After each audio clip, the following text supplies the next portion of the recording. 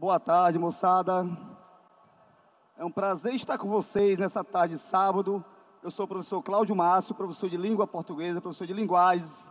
E hoje nós temos um trabalho muito árduo que é analisarmos algumas questões na área de literatura e interpretação do texto literário, ok? Não só isso, saber propriamente qual o caminho melhor de identificarmos todos os procedimentos para respondermos e encontrarmos o item correto, ok? Nós temos aqui, primeiramente, que lembrá-los que o Enem é construído por os itens, como são conhecidos, são as questões, são construídos através das competências e habilidades. A habilidade em si, e aí é isso que nós vamos analisar ao olhar principalmente o que a questão quer da gente, ok? O que ela quer é o pontapé inicial para descobrirmos o correto, ok?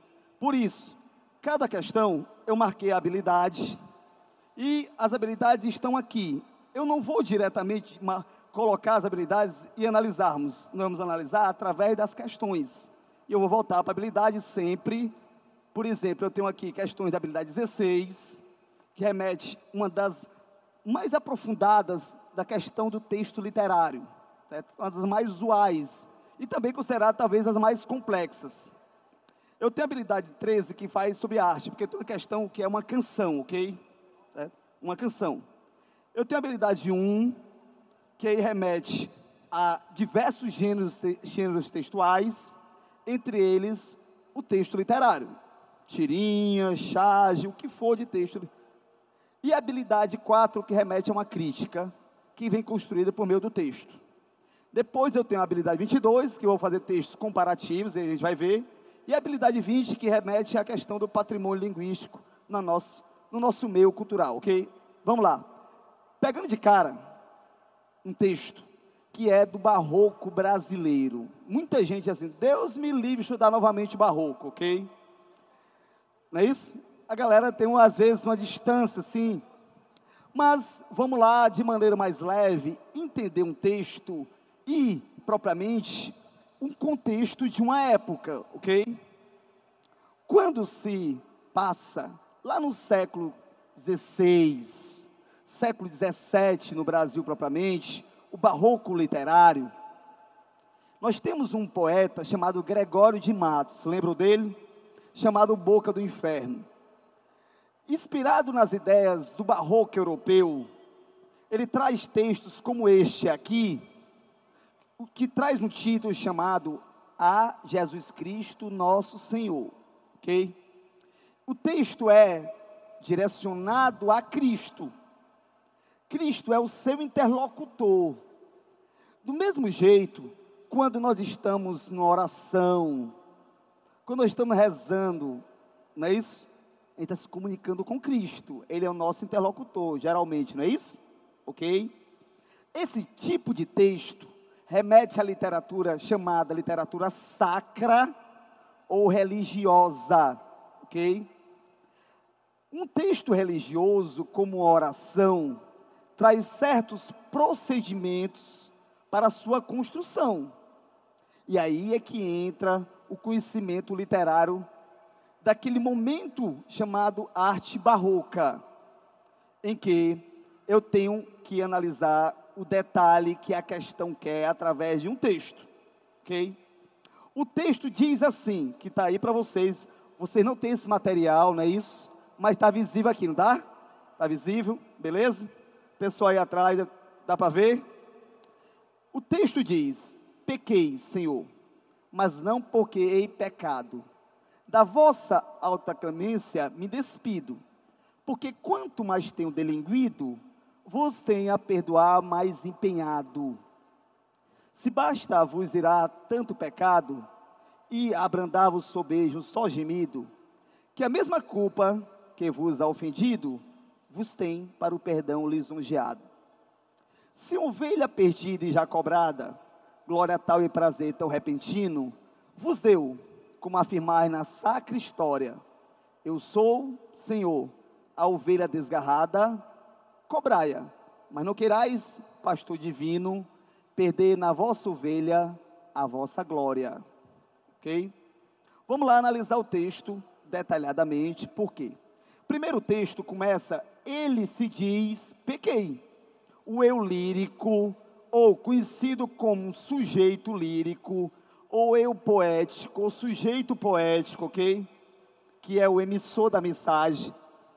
Ele diz para Cristo, diz, e usando um termo Senhor, e aí entra um procedimento bastante usual no texto sacro, comum também nas orações, que é o vocativo, ok? Senhor é o vocativo, está entre vírgula aí, não é isso? Ok? Ele está chamando, apelando, não é isso? Direcionando a palavra, dizendo, Senhor, eu sei que eu pequei, não é isso? E aí esse vocativo, lembrá-los, que na linguagem barroca é chamada também de apóstrofe, que é a figura de linguagem. Olha o nome, apóstrofe. Isso faz parte do texto religioso, do texto sacro, ok? Então, ele usa várias vezes expressões como Senhor, pastor divino. Ele usa para direcionar a palavra a Deus, né? Isso a Cristo no caso, ok? Beleza? E ele vai colocando expressões como, mas não porque ei pecado, o verbo haver, ei pecado, olha só, o verbo haver que dá um caráter mais rebuscado à linguagem. E lembre, a linguagem que você direciona a Cristo, geralmente é uma linguagem mais formal. Há toda uma formalidade, você não se direciona a palavra a Cristo de maneira espontânea, coloquial, como se estivesse conversando com um amigo, não é isso? Percebo que tem todo um ritual para direcionar a palavra a Cristo, não é isso? No contexto social, ok? Por isso essa linguagem mantém-se uma linguagem formal, rebuscada, trabalhada, ok? E o verbo haver, do jeito que está aí, ei pecado, condiz com isso, beleza? E depois, lembrá-los, ele diz, da vossa alta clemência me despido, porque quanto mais tenho delinquido, delinquir é errar, é pecar. E aí entra a palavra delinquente, vem daí, ok? Do verbo delinquir, pecar, errar. Vos tenho a perdoar, mas empenhado. Vos, segunda pessoa, que é o Senhor, ok? Eu marquei aqui de cores amarelo, são palavras que remetem ao sujeito lírico ou eu lírico. Expressões como pecado, quem peca? O eu lírico. Quem delinque? Quem erra? O eu lírico. Quem tem culpa? Eu lírico, não é isso? O eu lírico está do meu lado, que é o lado direito de vocês, o meu esquerdo aqui, ok? Do outro lado, eu tenho Cristo. Cristo faz a clemência, olha a palavra em vermelho marcado no texto, tá? Cristo é que vai perdoar, Cristo é que dá o perdão, ok? Essas palavras se opõem, o esquerdo se opõe ao direito, formando uma figura de linguagem chamada o quê? Antítese. Lembram disso? Então, eu tenho o pecador de um lado, eu tenho o salvador do outro, forma antítese, uma oposição. O texto barroco, propriamente, é um texto que mostra o conflito religioso. Conflito religioso, porque o contexto social barroco é época da Contra-Reforma, é época das ideias que haviam chegado à época de Lutero, de um lado, com ideias que se opõem às ideias da igreja, gerando um grande conflito social, a partir, propriamente, do Concílio de Trento, que a igreja forma a Contra-Reforma. E o barroco é também conhecido como a arte da Contra-Reforma. De um lado eu tenho as ideias de Lutero, do outro as ideias da igreja, oposição. E a sociedade vive nesse grande conflito. Duas figuras de linguagem, em diversos textos literários, expressam conflito, expressam oposição, a antítese e o paradoxo. Por isso, lembrá-los que essas duas figuras de linguagem, elas são comuns no texto barroco. Não, é só no texto barroco? Não. Em outros textos, em outros momentos, faz parte da vida da gente viver em conflitos, em tensão. Conflito, tensão, são palavras que se encontram, são sinônimos praticamente, ok? Por isso eu posso dizer que, se eu pego um texto hoje, no mundo contemporâneo, eu posso dizer que há tensões, há conflitos. Talvez não mais religiosos, mas conflitos ideológicos, políticos, conflitos diversos. E as antíteses estão sendo construídas para retratar as oposições. Por isso, e aí entra o texto em si, que ele, nas duas estrofes iniciais, porque é um soneto, ele mostra um ser em conflito religioso, ok? É o tema do texto, beleza? É o tema do texto. E para retratar esse conflito, ele usa antítese, beleza? E aí eu vou voltar aqui para a gente ver, vou para o outro lado, espera aí, como surge a habilidade nessa questão, nesse texto. A habilidade 16, que está aí, do Enem, é literatura pura. Ele diz que você tem que relacionar, quando eu relaciono uma coisa a outra. Informações sobre concepções artísticas, ok? Essa expressão, concepções, quer dizer o tema do texto, o conteúdo que há no texto, ou a ideia que há no texto. Então você vai relacionar o tema do texto, e aí entra expressões como temáticas, e os procedimentos de construção do texto literário. O que são procedimentos de construção? É a forma do texto, é a estrutura do texto, são os recursos literários, linguísticos usados no texto, como as figuras de linguagem, com as intertextualidades. Isso tudo aí é procedimento, ok?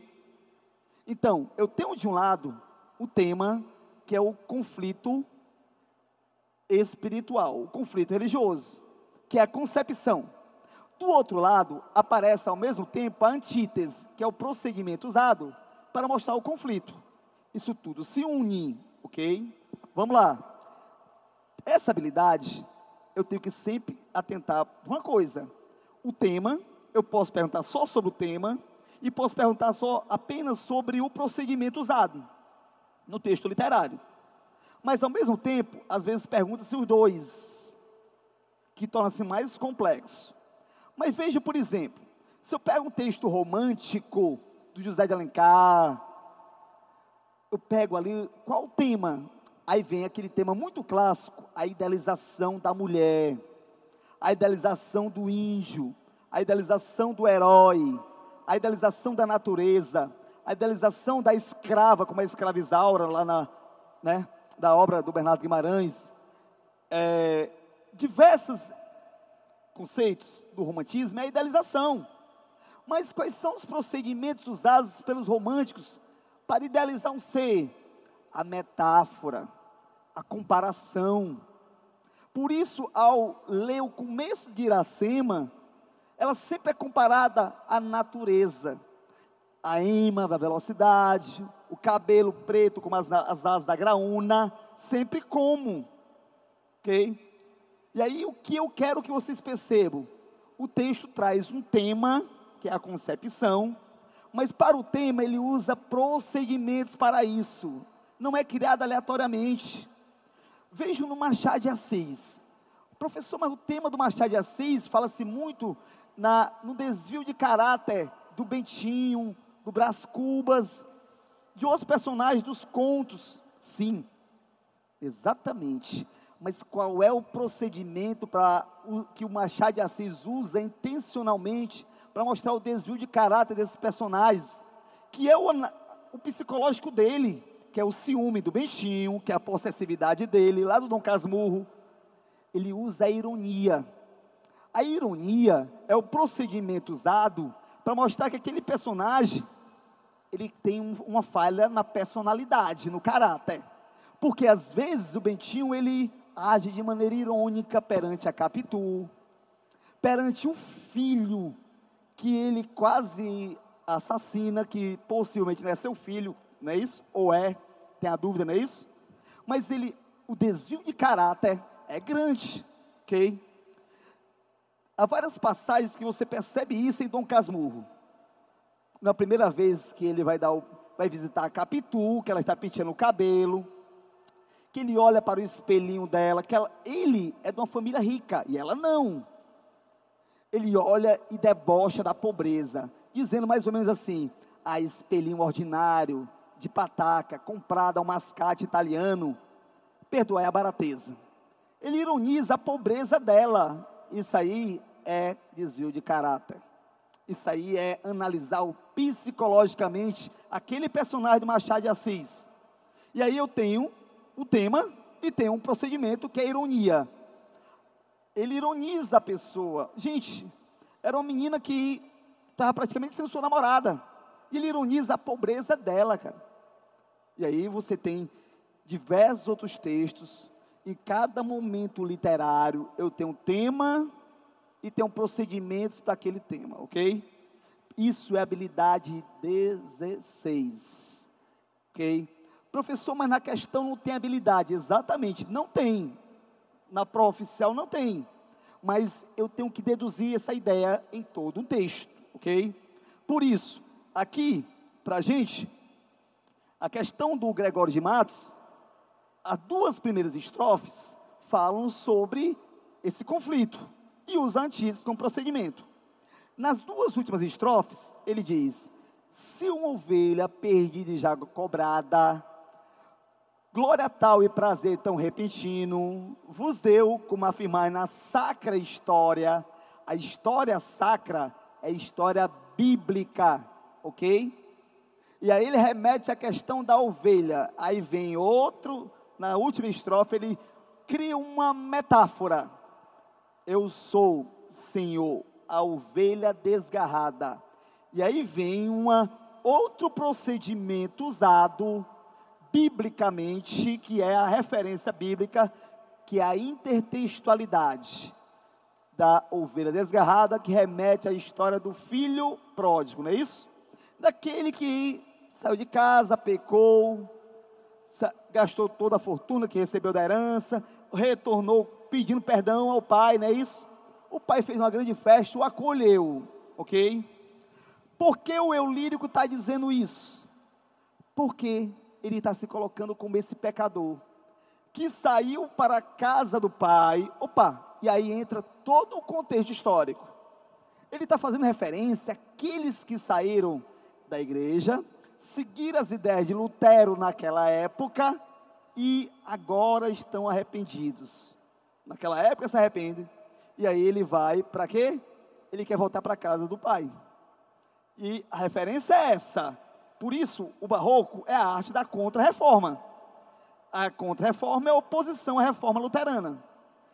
E aí ele usa um procedimento que é a referência, a citação, a intertextualidade de uma história bíblica. Mas essa história não está explícita no texto. Remete ao seu conhecimento de mundo, não é isso? Ao seu conhecimento de mundo. E essa historiazinha que ilustra a condição do eu lírico, do sujeito lírico, de um pecador arrependido, isso aí é uma grande parábola bíblica, não é isso? É uma parábola bíblica, ok? Mas essa parábola bíblica, ela é chamada também, ok? De uma grande metáfora, ou um conjunto de metáforas, ok? Conjunto de metáforas. Por quê? Porque a historinha quando ele coloca, eu tenho um filho pecador, ele se compara a ele, eu tenho o pai comparado a Cristo, eu tenho diversas metáforas no contexto, não é isso? Ok? E aí, lembrem, há uma referência muito forte ao comparar um texto a uma oração. Eu tenho um vocativo, novamente aqui, e tenho verbos no modo imperativo, tipo, cobrai-a, não queirais. Dois procedimentos usados para aproximar cada vez mais o texto da oração, que é o vocativo, chamado de apóstrofe, e o verbo no modo imperativo. Aí você diz, poxa, na oração também aparece isso? Sim. Olha só, mais conhecido que é o Pai Nosso, não é isso? Né? Constantemente você usa verbos no modo imperativo, né? Constantemente. E aí, isso aí aproxima cada vez mais o texto barroco de um texto religioso. A nossa questão, vem aqui, diz assim, o poema acima faz parte da produção sacra de Gregório de Matos. Sacra, sagrado, religioso, não é isso? Ao sacramento. Em que o sujeito lírico se comporta como um pecador que está arrependido, pedindo perdão a Deus. Lembre, atente para isso. O Enem, toda a questão, tem toda uma historiazinha explicativa para você. Começa aqui. Ele diz para você que é um pecador arrependido, pedindo perdão a Deus.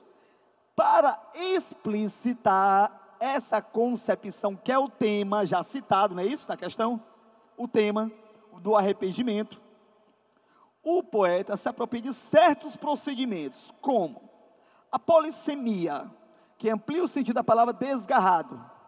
Polissemia, esse é o procedimento bastante usual por ele, para dizer que ele é um pecador arrependido? Não. Polissemia são os vários sentidos construídos por uma palavra, não é isso? Beleza? E tem a está falso? Concorda? Por B. Ambiguidade. Já que o vocábulo ovelha cria uma dupla análise. Eu tenho ambiguidade aí?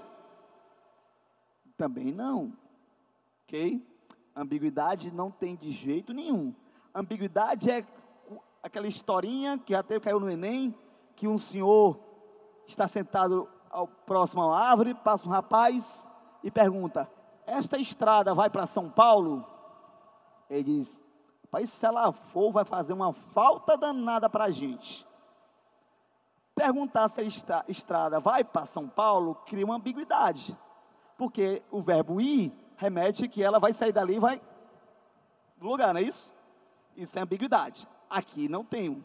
A expressão ovelha não cria ambiguidade de maneira nenhuma, ela dá um sentido mais metafórico, não é isso? Ironia, pois afirma ser o contrário de uma ovelha pecadora. Não, de jeito nenhum. Eu não tenho ironia em texto religioso, ok? A ironia do Gregório de Matos remete à literatura dele satírica, a sátira, quando ele está criticando os senhores do engenho, o clero, lá na literatura crítica dele, o sacro, ok? Desculpa, a sátira, não é isso? A sátira que é crítica, aqui não, ok? Um texto religioso não tem nada de ironia. Item D, alegoria, pois se compara a uma ovelha desgarrada. Opa, aí entra a palavra importantíssima que é, o que é alegoria? É um conjunto de metáfora. É uma parábola bíblica, por exemplo, que traz diversas comparações para ilustrar a história do sujeito lírico. Que ao se comparar à ovelha desgarrada, eu tenho que remeter a uma história bíblica mais ampla, ok? Entender está correto. Alegoria, ok? Isso também é comum em diversas obras literárias, como o Machado de Assis se usa. Isso é um procedimento nesse grande conjunto metafórico que o texto retoma, ok? Então eu tenho um item D, item correto.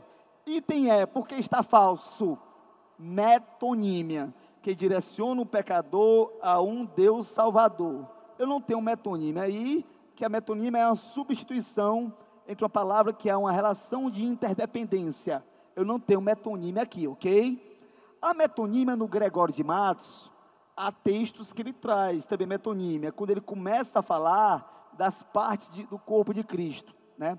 Há um texto que ele diz que ele fala sobre a voz, deixa eu ver aqui se eu lembro, a voz, olhos sagrados, braços abertos, com a cabeça, aí eu coloco a cabeça baixa, os pés pregados, Ele vai colocando o quê? Vai colocando os olhos, braços, cabeça, ele vai colocando partes do corpo de Cristo. Aí entra a metonímia, que é a parte por um todo, ok? Isso é metonímia. Há isso em alguns textos também do Gregório de Matos. Mas nesse aqui, o nosso tema não remete a isso. Então, questão 1, item D de dado, beleza? Isso é o procedimento usual num texto barroco, certo? Beleza? Tudo ok? Posso passar para a próxima? Né? O texto barroco é meio complicadinho, não é isso? Ok? Mas a gente, analisando, a gente vai percebendo que há por trás uma referência muito ampla nessa questão da religiosidade, ok? Beleza? Vamos para a próxima. Sabemos que, no mundo de hoje, né, é necessário uma coisa: respeito, beleza? Muita gente diz, poxa, o povo para entrar em conflito, o casal desunido, porque falta respeito, não é isso? É muito fácil você entrar na rede social e falar mal de alguém. Quando você fala mal de alguém, você não está dizendo nada sobre aquele alguém, você diz mais sobre você. Lembre disso.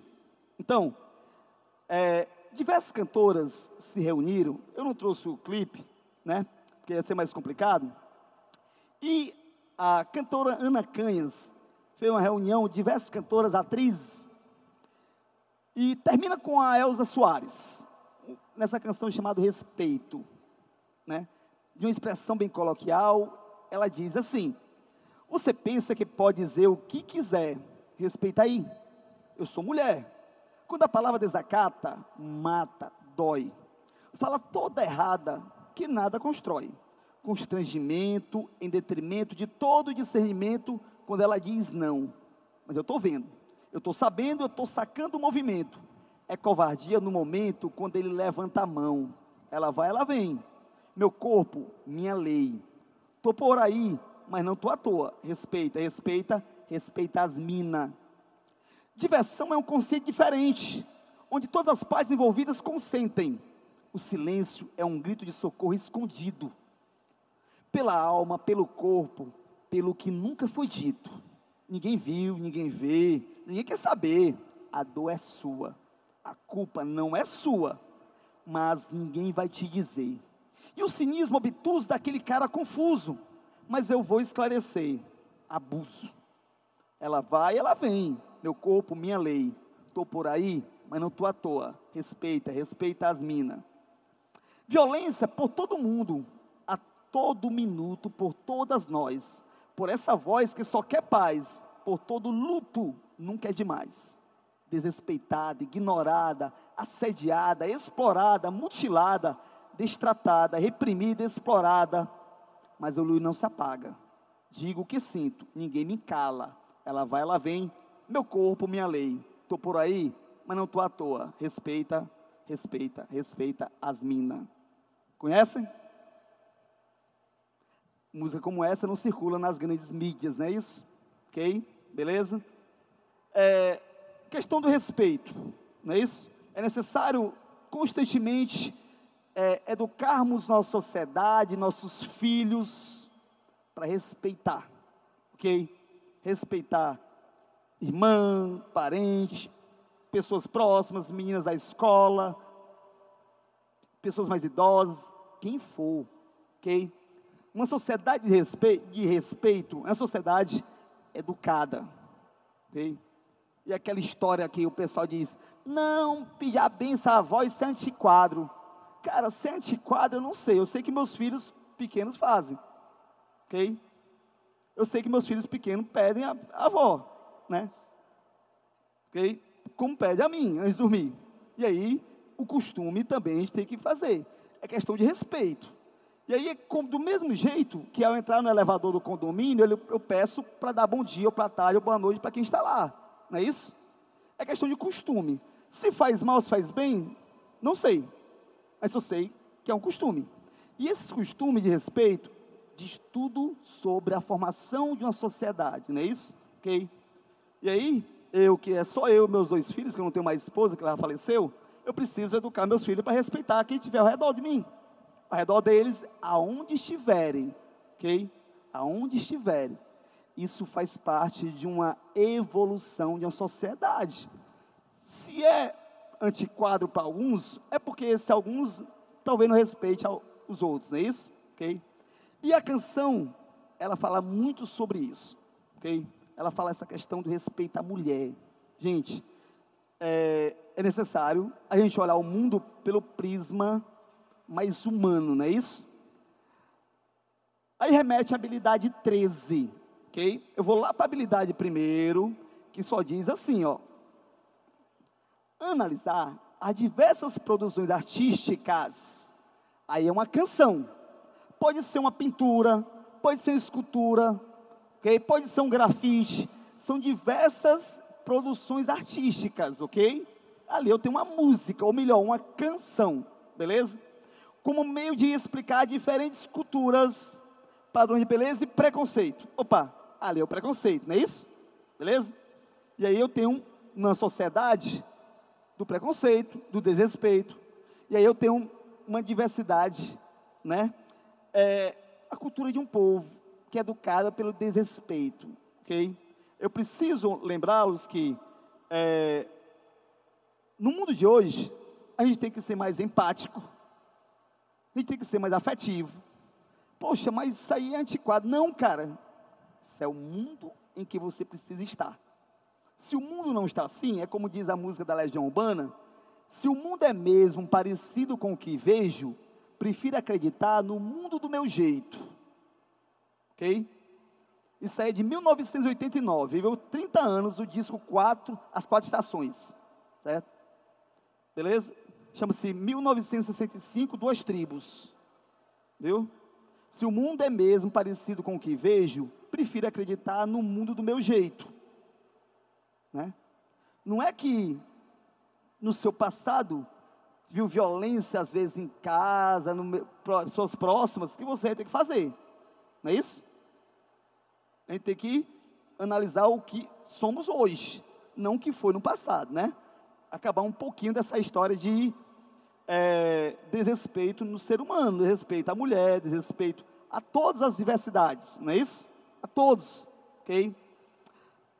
A questão diz assim: a arte pode ser utilizada como meio de expressão de distintos grupos sociais. A canção Respeito de Ana Canha se destaca pela denúncia de preconceito contra a mulher no contexto profissional. Não necessariamente, não é isso? No profissional, ela não focaliza isso, mesmo que haja isso, mesmo que implicitamente também remete ao mundo profissional, o mundo do desrespeito, não é isso? Mas a canção indica, não é propriamente isso, ok? Item B. Pelo manifesto em resposta à violência física e moral contra a mulher, sim, não é isso? Beleza? Perceberam o item correto? Questão fácil, não é isso?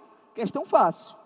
A questão, o texto, a canção é um gênero, aproxima do gênero manifesto, ok? Olha o manifesto. Por isso, item B, item correto. O item C diz: crítica à falta de visibilidade dada à violência contra a juventude, lógico que não, não é isso? Item D, desabafo da mulher pelo excesso de violência sofrida pela sociedade. Aí cria uma ambiguidade, como se a sociedade sofresse violência, não é isso? Ok? Então o item está falso. Por quê? Não é a sociedade em geral, não é isso? O foco é a mulher, ok? Item E, exposição das mazelas sociais decorrentes da violência doméstica. Não é só doméstica, não é isso? Ok? É no geral. Por isso é física e moral a violência, não é isso? Beleza? Item B de bola, questão atualíssima, não é isso? Atualíssima do mundo em que vivemos, ok? E a gente não pode esquecer desse mundo que desrespeita muito as mulheres, né? Não só elas, mas também, né, diversos outros, né? Beleza? Próximo. Texto de Cecília Meirelles. Cecília Meirelles foi uma escritora da segunda geração, segunda fase do modernismo, certo? Naquele momento, ao lado de Drummond, Vinícius, né? Que é uma poesia marcada por um aspecto muito voltado para os questionamentos sobre o estar no mundo. A Cecília Meirelles, a vida dela foi marcada muito por dores, porque o pai dela faleceu 3 meses antes do nascimento dela. Com menos de 3 anos de idade, ela perdeu a mãe, o marido depois suicidas, e ela diz que retrata muito essa ideia da morte, algo mais próximo dela, ok? Por isso, a escritora retratou muito esse lado pessimista, mas um momento que ela diz que nunca se preocupou muito em ganhar, e nunca se preocupou muito, desesperou-se muito, em perder. E ela diz que o mundo para ela transita entre o efêmero e o eterno. O que é efêmero é o passageiro, não é isso? E o eterno é que fica, ok? Há uma canção do Roberto Carlos, que se você tiver a oportunidade de ouvir na voz da Marília Pêra, no YouTube tem esse vídeo. Marília Pêra foi uma das grandes atrizes brasileiras, já faleceu em 2015, que é 120, 150, 200 km por hora. Muita gente fala, vixe, não entendi nada. Ela não fala de velocidade, ao mesmo tempo, ele vai dizendo referências, tipo, a vida passa, o amor passa, a felicidade passa. Aí ela diz que está a 200 quilômetros, fugindo daquela realidade, né? A velocidade do automóvel, na canção do Roberto Carlos, que é lá da década de 70, fala sobre isso, sobre as efemeridades e a transitoriedade das coisas. As coisas são fugais, elas fogem, ok? A vida passa. E esse tema é constante na obra de Cecília Meirelles, certo? Estar no mundo para Cecília Meirelles foi muito dolorido. E aí o poema Motivo diz: eu canto porque o instante existe, e minha vida está completa.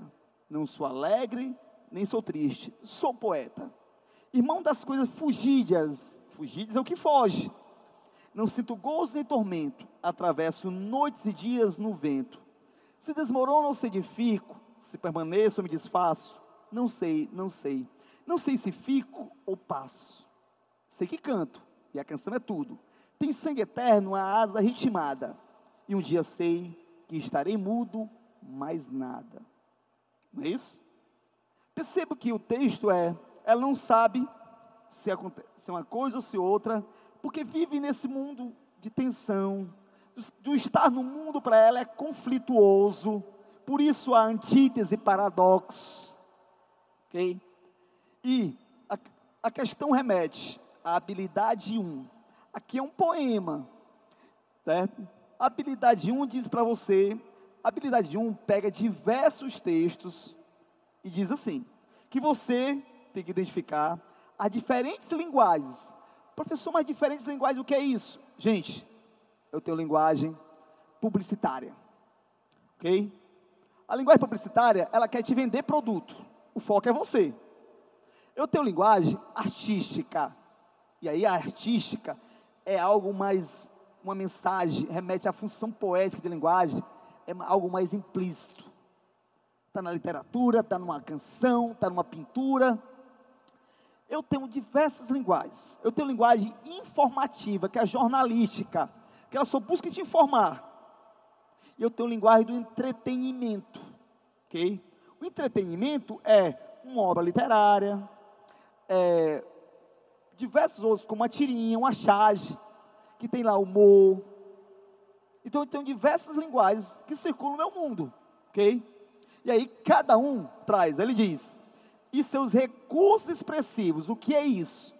Eu tenho um recurso para expressar algo por meio daquela linguagem. Por exemplo, se é uma receita de bolo, se você notar, ele usa lá o verbo no modo imperativo, ele usa lá a quantidade dos ingredientes, tem numeral, ele usa diversos procedimentos, coloque isso, ponha isso. Então são recursos usados em cada diferente linguagem, não é isso? Do mesmo jeito que a publicidade usa o verbo no modo imperativo. Compre isso, veja isso, né? tome isso, beba isso, porque são procedimentos, são recursos expressivos para aquela linguagem, ok? Beleza? E aí, lembrá-los. Vamos lá para a questão. O poema apresenta uma figura de linguagem. Pronto. É muito comum a questão da figura de linguagem como um recurso expressivo. E que tem como aspecto característico a suavização das expressões. Poxa, professor, eu sei que figura é essa, mas esqueci o nome. E aí? Lembram? Uma figura de linguagem que suaviza as expressões? Como é que se chama? Alguém lembra? Eufemismo. Lembra, não é isso? Lembra agora? Eufemismo é suavizar, ok? É necessário suavizar certas expressões, certo? Tipo, há um texto da Clarice Lispector que diz que a senhora Jorge B. Xavier, que o nome é o nome do marido, que ela vive um drama muito grande porque ela diz que eu não sou ninguém. Aí há um momento que diz que dona senhora Jorge B. Xavier não quis mais sua vida. Não quis mais sua vida? O que foi que ela fez? Suicidou-se. É o eufemismo, ok? E aí vem, esse recurso, isto é, esse eufemismo pode ser identificado no verso. Qual item? Oi? Ah? É? Exatamente. Viram o que está no item E? Quando diz, e um dia sei que estarei mudo, mas nada. Estar mudo quer dizer o quê? Morrer. Não é isso? Porque o item A, e a minha vida está completa, não tem eufemismo, irmão das coisas fugidas também não tem, não sinto gozo em tormento, também não tem essa ideia, tem sangue eterno, asa ritmada também não tem, e o item E tem sim a ideia da suavização, e um dia sei que estarei mudo, beleza? Item E responde a questão, ok? É só identificar o eufemismo, né? A suavização, não é isso? Lembre, as questões não necessitam trazerem o nome, eufemismo, mas está na questão, não é isso? Ao falar suavização, ok? Vamos para a próxima. Conhece o texto? O analfabeto político, ok? Isso não é no Brasil, viu? Isso é só ficção, galera. Isso não é no Brasil, viu? Por favor. O pior analfabeto é o analfabeto político. Ele não ouve, não fala, nem participa dos acontecimentos políticos. Ele não sabe que o custo de vida, o preço do feijão, do peixe, da farinha, do aluguel, do sapato e do remédio, depende das decisões políticas. Não sabe o imbecil que, da sua ignorância política, nasce a prostituta, o menor abandonado e o pior de todos os bandidos, que é o político vigarista, pilantra, corrupto lacaio das empresas nacionais e multinacionais. Gente, esse escritor não é brasileiro, Bertold Brecht, ok? Né? Não é brasileiro. O texto em si sempre é muito atual. Século XX, se não me engano propriamente, mas diz assim. Olha a questão. Ao longo dos versos, revelam-se vestígios acerca da visão de mundo do sujeito lírico. Considerando esse enfoque, infere-se que o poema apresenta uma concepção, e aí a habilidade 16, que é o tema de literatura, que, entre outros aspectos, valoriza a poesia como representação da beleza a partir de fatos banais e cotidianos. O texto fala das belezas do cotidiano? Lógico que não, não é isso? Da forma de manifestação e posicionamento políticos e sociais? Vamos para o C. Da maneira de promover os aspectos formais e técnicos da linguagem? Entender. A expressão da individualidade lírica revelando suas subjetividades? Ou é prática associada à elite letrada, voltando-se para os princípios próprios interesses? Qual item? B? Sim. B de bola. Não é isso? O tema em si é concepção literária, que entre os aspectos valoriza a poesia como uma forma de manifestação e posicionamento políticos e sociais. Manifestação do público, não é isso? Item B de bola. E aí, habilidade 16 é o tema, não é isso? É a concepção artística, ok? Item B de bola, que fala sobre o posicionamento na sociedade, ok? Beleza? Beber minha águazinha aqui. Ai, quase derrama aqui. Para a próxima. Doutor, sim senhor. Para quem não sabe, isso é uma canção do Rapa, ok? Conhece o Rapa? De vez em quando, né? De vez em quando a galera conhece, né? Gente,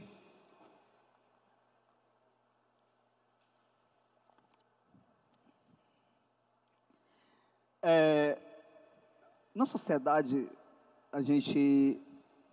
educação é uma coisa, principalmente de filhos, né? Tem que ser constante, viu? Não tem essa história de, hoje eu olhei para meus filhos e eduquei, amanhã eu não quero nem olhar. Não existe isso não. Essa questão fala muito sobre isso, sobre nós, seres humanos e sociedade. O texto diz assim: criaturas não visíveis, aí eu destaquei, no cenário urbano, situação estátua no cotidiano. O ar quente desespera quem está lá fora, o ar frio perdulário dentro. E mais que passo fora da vitrine dos que não têm lugar ou assento. E mais que passo fora da vitrine dos que não têm lugar ou assento. Ascensorista, trocador, porteiro de apoio, motorista, lixeiro, personagem do mesmo desterro. Para quem lê, não sabe ler. Letreiro é somente o desenho. A limpeza é necessária, mas é invisível. Obrigação de máquina, revisão possível. Algumas peças vão sobrando, ficando no caminho. Computador, fruta, jornal, resto de míssil, novinho, Invisíveis criaturas, humildes, desumanos, olhares de silêncio sobre o chão no plano. São pessoas que não vemos porque não passamos. São pessoas amigas e de quando precisamos. O texto em si fala sobre o invisível na sociedade. Pessoas que são vistas, ou melhor, não são vistas, são tratadas como seres invisíveis. É o porteiro, é o zelador, são pessoas importantíssimas. É aquela que serve o cafezinho, que aquela repartição só vinga se tiver café mesmo, viu, meu filho? Certo? É igual sala de professor, no dia que falta a menina que faz o café na sala de professor, a gente não quer dar mais aula, também tem isso, né? Lógico, brincando, né? Mas, gente, são pessoas importantíssimas para a sociedade, mas são vistos para alguns como seres invisíveis. Por isso o título, doutor, sim senhor, essa questão de ser submisso, não é isso? Gente, é uma questão muito ampla de uma sociedade arrogante. A palavra é essa, a palavra arrogância. Achar que, por certas coisas, se acha alguma coisa na vida. Mas, como dizia, tem lá no filme, não tem no livro Conde de Monte Cristo, que é quando Edmond Dantes, da obra O Conde de Monte Cristo, quando ele encontra Napoleão diz uma frase que vem de outro livro, da Antiguidade. No final do jogo, reis e peões vão para a mesma gaveta. Ok? No final do jogo, rei e peão vai para a mesma gaveta. Não é isso? Eles vão? Beleza? E aí essa questão da invisibilidade do ser. Ok? Isso é tema atualíssimo no mundo em que vivemos. Ok? Certo? E aí tem gente, principalmente eu vejo muito entre os jovens por aí afora, né? Eu moro em condomínio, eu moro em apartamento. E eu vejo a galera quando passa pelo rapaz da limpeza, dá nem bom dia, nem oi. Tem medo, né? Parece. Né? Eu tento educar meus filhos ao contrário, né? Por sinal, é muito legal o cara da limpeza, porque quando a gente precisa dele mesmo, ele ajuda a gente muito, muito. Com o porteiro também, meu filho, viu? Não é não? Todo mundo, gente, nós vivemos numa sociedade que a gente tem que viver em sociedade mesmo, viu, meu filho? Não é só cada um isolado, como dizer a gíria, no seu quadrado não, né? E aí a questão fala sobre isso. A arte, e aí remete à habilidade 4. Essa habilidade é muito interessante. Para cá, habilidade 4. Reconhecer, você, aluno, vai reconhecer posições críticas. É a crítica que há, é o posicionamento crítico, o autor, aos usos sociais que são feitos das linguagens e do sistema de comunicação. Isto é, eu tenho a linguagem, que é uma canção, e tenho um posicionamento crítico, não tenho? Beleza? É isso que nós vamos ver na questão. A arte se destaca por suas diferentes funções em diferentes meios sociais. Existe uma função ali. A canção do grupo Rapa, além de ilustrar uma crítica ao analfabetismo, ilustra uma realidade social. Quanto à ingenuidade dos cidadãos com baixa escolaridade e funcionalidade social, a falta de cidadania entre as classes mais intelectuais da pequena burguesia, quanto ao trabalho inadequado em grandes prédios, eu errei, né? Das grandes metrópoles, quanto aos olhares de medo difundidos nas grandes cidades entre os trabalhadores, ou quanto à desvalorização de trabalhos realizados por cidadãos de classes mais simples. Qual item? Item E, não é isso? Ok? Essa questão da desvalorização, tornando o outro ser invisível, ok? O ser invisível. E aí, item E, que é o posicionamento crítico, a desvalorização do outro, beleza? A desvalorização do outro, ok? Beleza? Item E, responde a questão. A próxima. A próxima, eu pego 2 textos. E um é da obra Senhora de José de Alencar, ok? O primeiro texto diz assim: a substituição do buscador por uma buscadora nem sempre indica busca feminista, já que a tradição patriarcal do herói masculino sempre permitiu a coexistência de uma busca estritamente feminina. Uma busca que, embora fosse de mulher, era inteiramente patriarcal. Essa busca feminina, frequentemente, se apresenta como uma busca introvertida e imóvel da mulher mística, enquanto o herói masculino busca dominar o universo. A heroína feminina busca tornar-se o universo dominado. Ou seja, a busca feminina da heroína é uma aprendizagem dos papéis que a mulher tem que representar na sociedade e nas narrativas do patriarcado. O que ele quer dizer? Que durante o romantismo, a mulher, ela tinha que seguir aquele modelo. A busca dela era ter um casamento perfeito, não é isso? Ter o seu príncipe encantado. Isso era na época do romantismo, ok? Se ainda há isso hoje, é muito pouco comparado às outras épocas, né? Que as mulheres sonhavam casar com aqueles heróis do cinema, não é isso? Na verdade, ela se casava com o seu vizinho mesmo, que começava a namorar, viu, meu filho? Não existia essa ideia. Isso é um mundo da imaginação que vem desde o romantismo, ok? Então buscava-se o modelo social da mulher. Era aquele padrão de um patriarcalismo. Mas, dentro daquele romantismo, surge uma personagem chamada Aurélia Camargo. Quem já ouviu falar ou já leu a obra Senhora, essa mulher, ela modifica tudo. Porque a Aurélia Camargo, ficou rica, recebeu uma herança, ela foi herdeira do avô. Naquela sociedade, ela tinha sido desprezada antes pelo Fernando VI. E muito tempo depois, ela o compra, ok? E é passado na cara. A frase que ela diz: você é um homem comprado, estava no mercado, eu tenho riqueza, comprei você. Ele sentiu-se o pior homem da humanidade, ok? Completamente, viu? Isso faz parte do ser humano masculino que não quer receber não na vida, viu? Lembrar disso, né? Isso é comum a galera por aí fora, né? Quando eu vejo assim, às vezes, minhas alunos que são namorados, aí o cara chega pra mim assim: professor, acabou o namoro. Foi mesmo, cara? Foi, a gente entrou em acordo. Olha assim pra ele: entrou em acordo ou ela acabou e tu não quer dizer? Né? Geralmente é assim, quando a mulher acaba, ele diz que entrou em acordo, né? Ele não aceita que a mulher acabou o namoro, mas quando ele acaba, acabei, não dá certo não, né? Essa relação de ter que se autoafirmar, não é isso? Okay? Bem menos no mundo de hoje, você tem que lembrar que o mundo mudou, né? Certo? Não precisa você, né, se autoafirmar.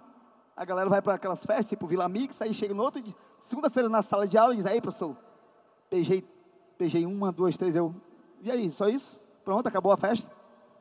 Beleza. Se autoafirmou, não é isso? Né? Eu só faço perguntar, e aí a boca, tem uma boqueirinha de lado também assim, não? Né? Se autoafirmar, né? Só para dizer, só faltou publicar no Instagram, cada beijo uma foto, né? E fez uma montagem de foto e publicou no Instagram.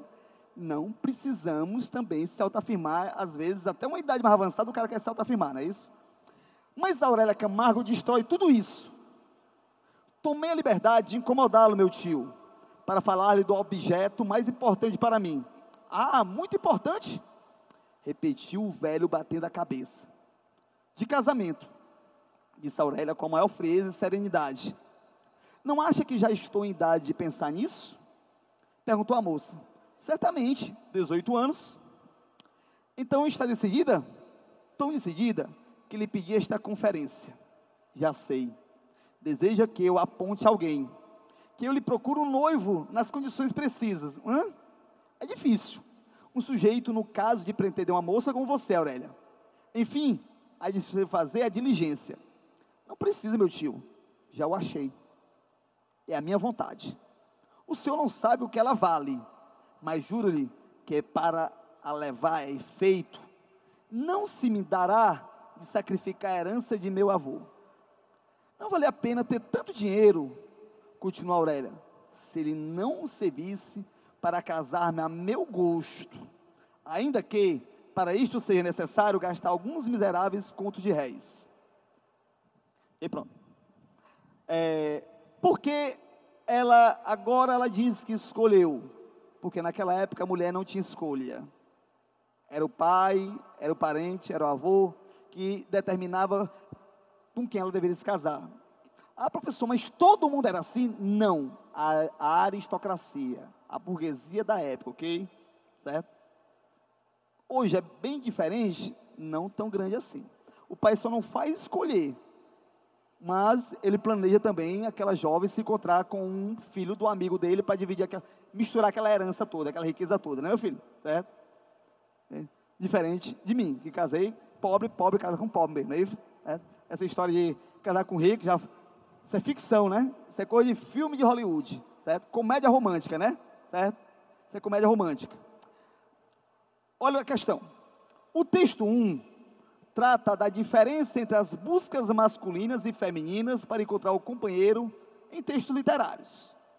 O texto 2 é uma passagem de Senhora, de José de Alencar, em que a protagonista, Aurélia Camargo, comunica a seu tutor que quer se casar. Verifica-se que o texto 2 confirma as ideias do texto 1 na medida que revela o desejo feminino na busca por uma grande herança, mostra dificuldade feminina na busca por pretendentes, encoraja a mulher na busca por uma postura profissional, incentiva a independência feminina na busca por seus desejos, torna a mulher agente que rompe valores sociais cristalizados. E agora? Hein? Qual item? Aurélia Camargo, o nome Aurélia vem de áureo, ouro, ok? A idealização romântica é intensa, física dela, mas os valores dela é romper com um modelo social que está cristalizado. O que é algo que está cristalizado? É aquele patriarcalismo, é aquela forma, aquele modelo social. Ela rompe com isso, ok? A obra é dividida em 4 partes: preço, quitação, posse e resgate. Os nomes vêm muito mais do modelo econômico, da economia, das finanças. Preço, quitação, posse e resgate. Só que, na verdade, por trás há uma polissemia dos títulos, dos capítulos, que é, propriamente, o preço do amor, né? Quitação de uma dívida que o Fernando Seixas tinha deixado com ela, que a dívida é ter deixado quando ela era pobre, por isso ela vai se casar com ele, vai se vingar dele, né?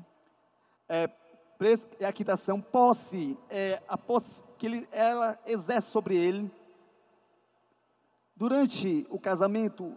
Para a sociedade é um casamento perfeito, dentro de casa, cada um no seu quarto, não existe casamento. E o resgate é o resgate do caráter dele, que ele vai ser um homem mais digno no futuro, vai até trabalhar, ou o resgate do amor, que aí é o fator romântico, que termina no final feliz. Depois de 11 meses, sem ter nem feito a lua de mel, eles retomam e terminam no final feliz.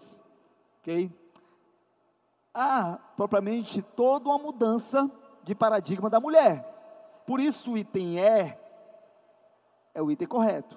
Torna a mulher agente que rompe com valores cristalizados. A Aurélia Camargo coloca isso.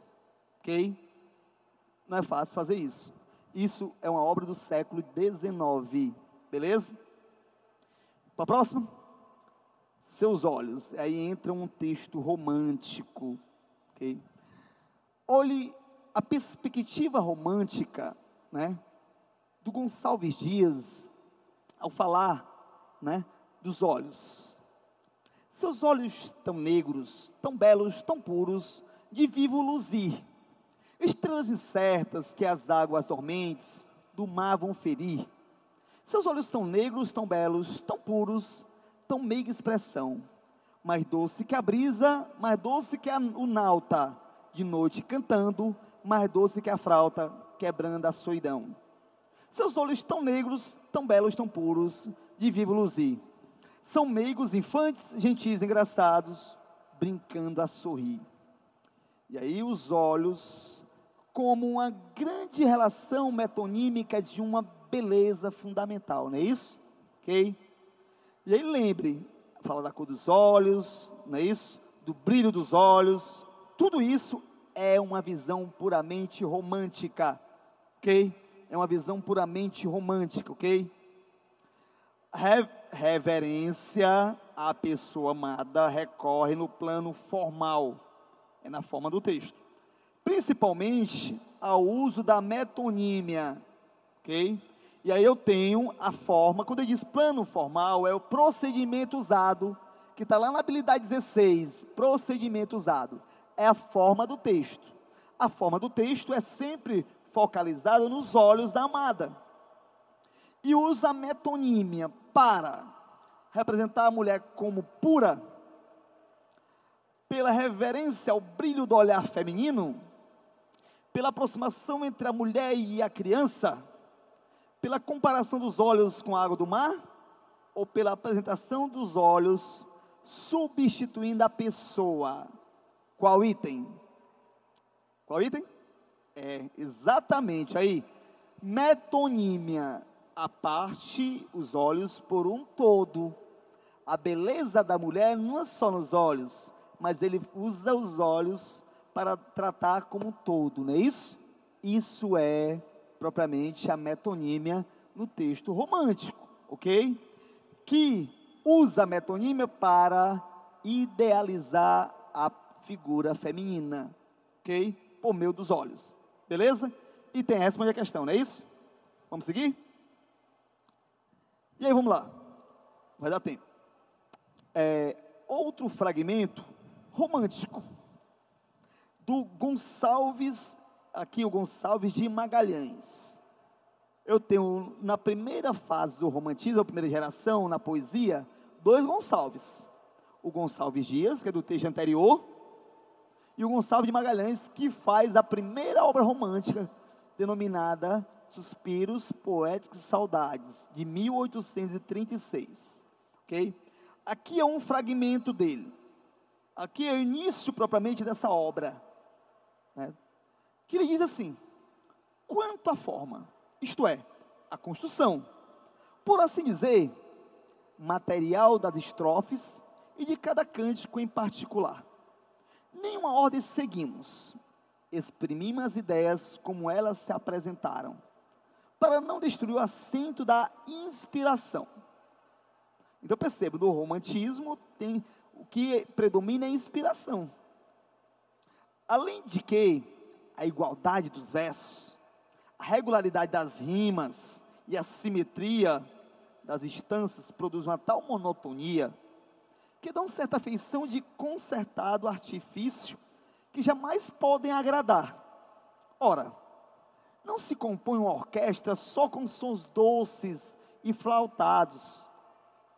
Cada paixão requer sua linguagem própria, seus sons imitativos e períodos explicativos. Quando em outro tempo publicamos um volume das poesias da nossa infância, não tínhamos ainda assaz refletido sobre estes pontos, e em que quase todas estas faltas incorremos. Hoje, porém, se não corresponde as obras ao nosso intento, outros mais mimosos da natureza farão o que não nos é dado. De maneira implícita, deixa muita coisa que esse romantismo quer falar, né? Esse romantismo fala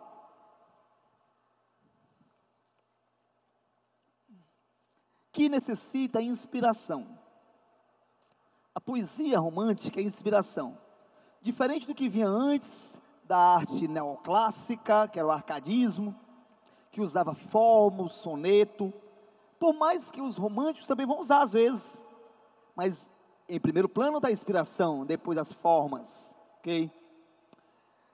A reflexão sobre o processo de criação apresentada no prefácio de Gonçalves de Magalhães ao livro Suspiros Poéticos e Saudades, de 1836, defende uma determinada concepção de poesia. Opa, é o tema. Sobre essa concepção, os versos devem resultar da procura por uma forma poética perfeita. Item B, influência de poemas de outros autores. Item C, adequação à experiência afetiva do poeta. Item D, a natureza como fonte de beleza e equilíbrio.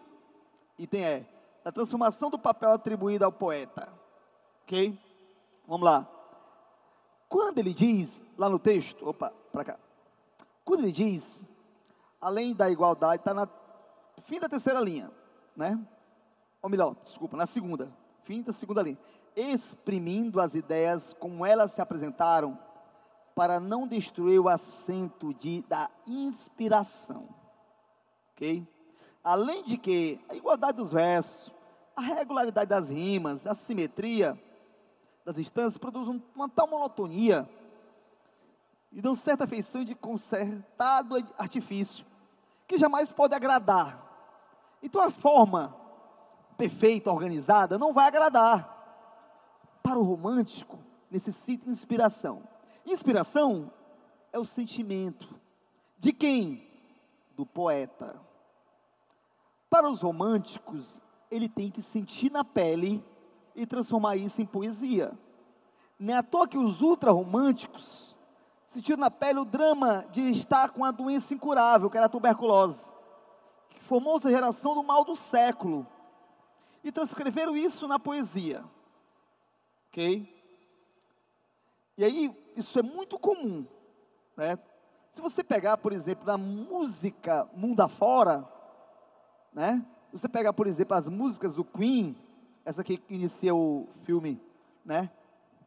Bem em português, Bohemian Rhapsody, não é isso? Em inglês tem algo maior, né? Em inglês não se fala assim, né? O Fábio é que sabe tudo de inglês. Mas ali o Fred Mercury está cantando suas dores, por causa da AIDS que ele estava, não é isso? Ele vivenciou isso, o drama dele foi levado para a canção. Do mesmo jeito que o Cazuza fez isso, do mesmo jeito que o Renato Russo fez isso, os outros românticos retrataram isso, né? Retrataram o drama de estar com a doença incurável, né? E aí, isso tudo é a inspiração de um poeta. A inspiração está na vivência da dor dos ultrarromânticos. A inspiração está naquele mundo marcado por uma dor muito intensa. Por isso, qual seria o item correto? Hein? Vamos lá, pôs item. Qual é o item? A, B, C, D, E. Oi? Qual é o item correto? C? Beleza, isso mesmo, certo? a adequação à experiência afetiva do poeta. É a sua afetividade, são os seus sentimentos, ok? Não dá para desmembrar a dor da escrita do poeta, não é isso? Por mais que seja muito ficção, né? Mas como diz o poeta, é uma dor que realmente sente, ok? Beleza. Deixa eu só botar os óculos aqui, viu?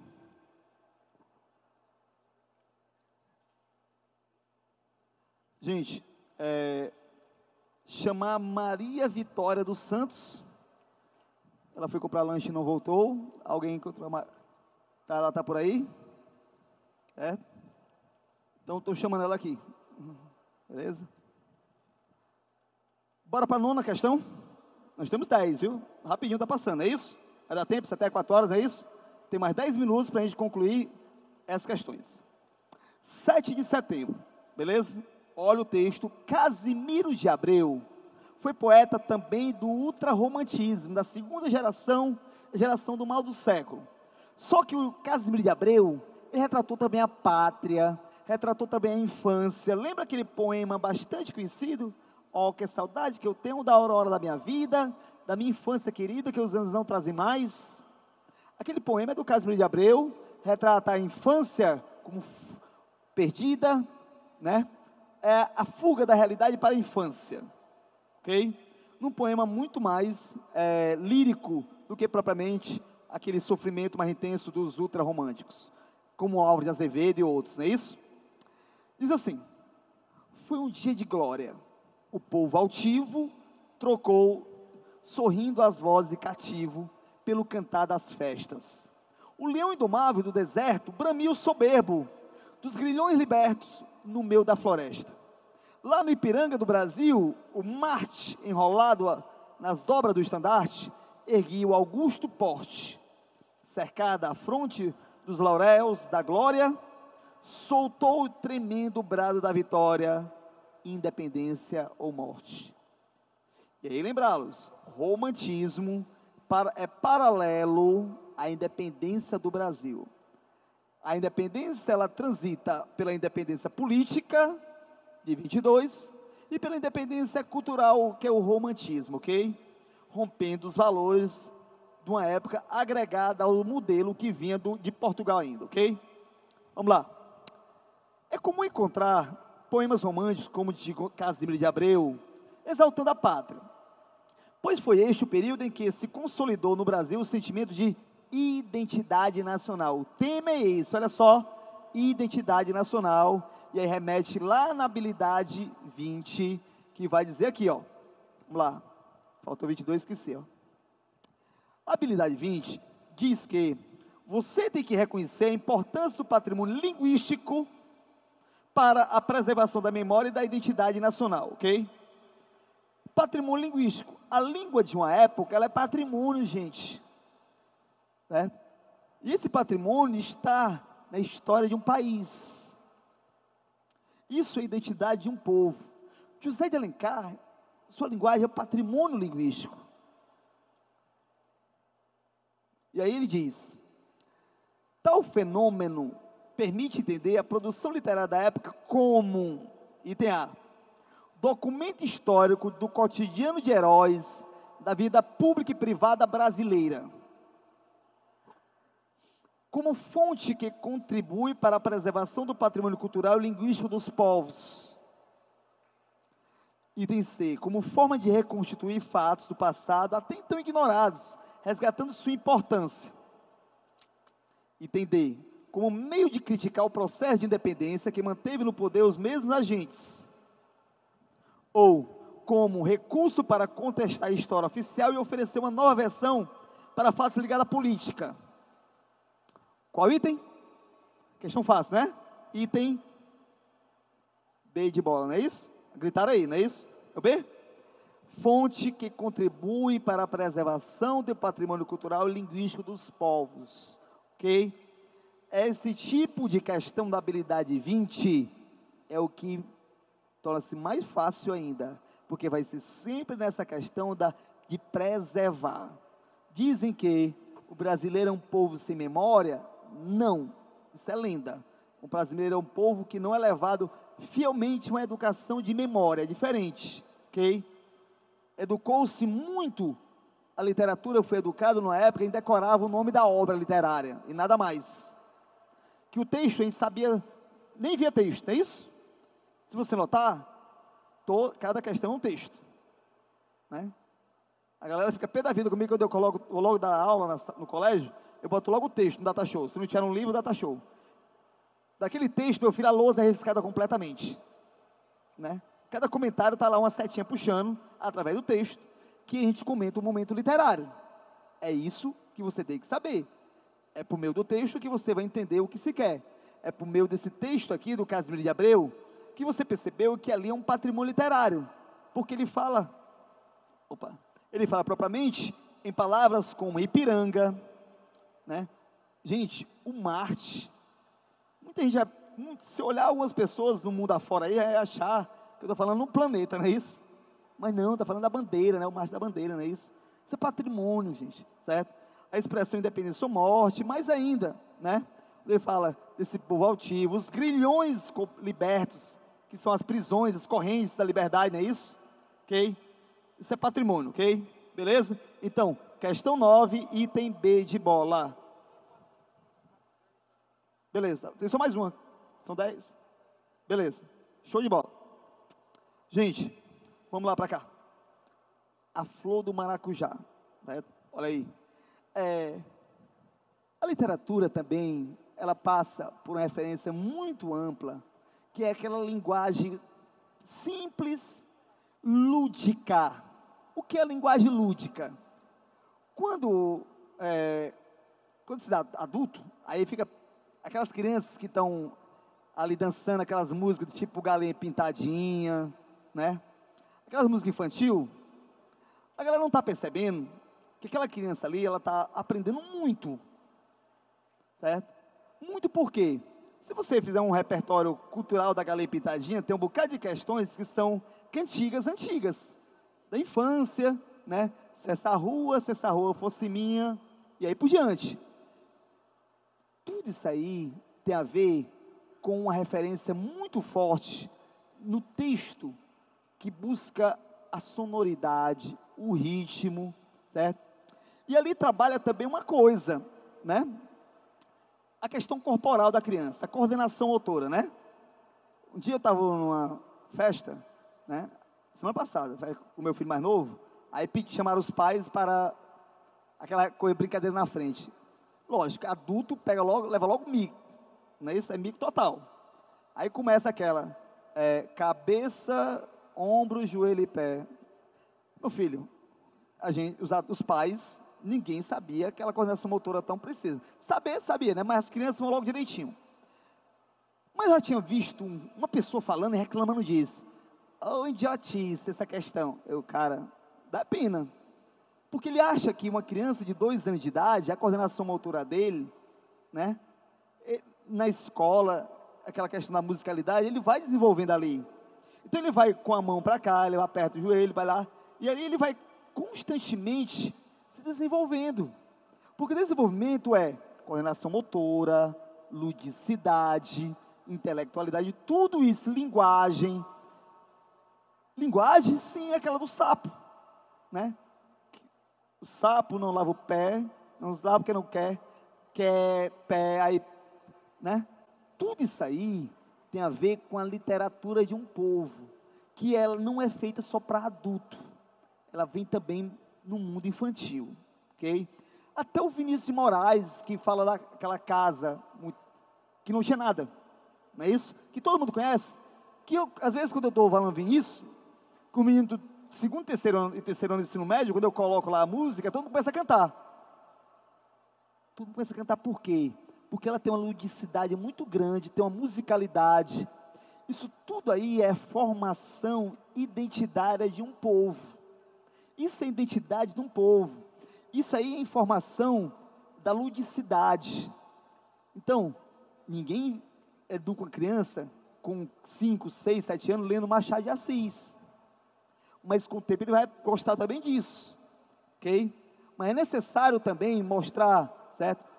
Que para quem não conhece, os Saltimbancos, do Vinícius de Moraes, que é uma peça do Chico Buarque, né, com música do Vinícius, que fala lá do... No dia que eu mostrei para o meu filho, que é mais velho hoje, né, que tem até os clipes no YouTube, os animais, né? Porque menino hoje, meu filho, só vê animal na TV.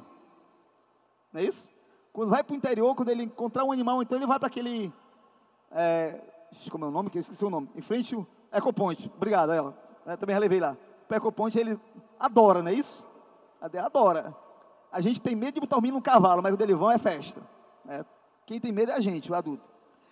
Mas tudo isso mostra que a poesia em si, a literatura em si, ela é uma formação completa. Ok?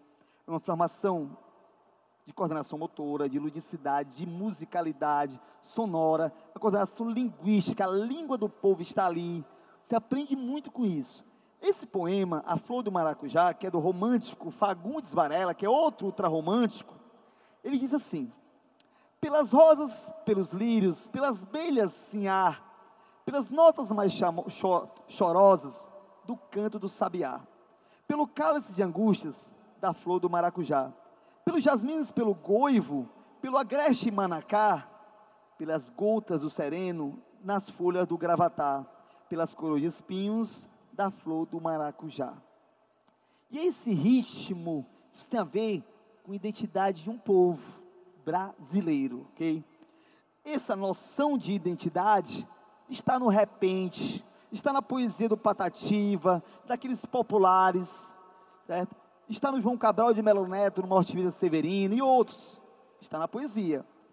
E aí ele diz: por tudo que o Senhor revela, por tudo que a terra dá, eu te juro, minha amada, de tua alma escrava está. Guardo contigo esse emblema da flor do maracujá. Não se enoje teus ouvidos de tantas rimas em ar, mas ouve meus juramentos, meus cantos, ouve sim ar. Te peço pelos mistérios da flor do maracujá. E aí, a questão diz assim, a súplica amorosa, porque ele pede, gente, suplicar. Alguém lembra, sabe, conhece uma música chamada Súplica Cearense? Conhece essa música? Conhece não, né? Mas ele diz assim: meu Deus, perdoa este pobre coitado, que de joelho rezou um bocado, pedindo para a chuva cair sem parar. Já ouviram falar disso aí? Então, conhece. Chama-se Súplica Cearense. Ok? Dessa súplica amorosa, o poema revela traços típicos de uma poesia sentimental, presente no poema de Fagundes Varela, a partir do item A, platonismo amoroso e o mito do amor à primeira vista como algo inadmissível. Item B, da natureza como cenário ideal para o amor e os tons de erotismo em estilo velado. Velado é sutil. Do sentimentalismo contido é a natureza com expressão dos estados amorosos do amante, ou da posição de submissão da amada aos caprichos do poeta e à ambiência do amor na natureza, ou da vassalagem do poeta em relação à amada e à natureza como cúmplice da confissão amorosa. Qual item? Item E, vassalagem. O que é vassalo? Submisso, escravo. Está lá nas cantigas trovadorescas, a vassalagem amorosa da cantiga de amor. E o eu lírico se coloca dessa maneira, em relação à amada e à natureza, como cúmplice da confissão amorosa, ok? E aí, gente, nós terminamos aqui a nossa parte.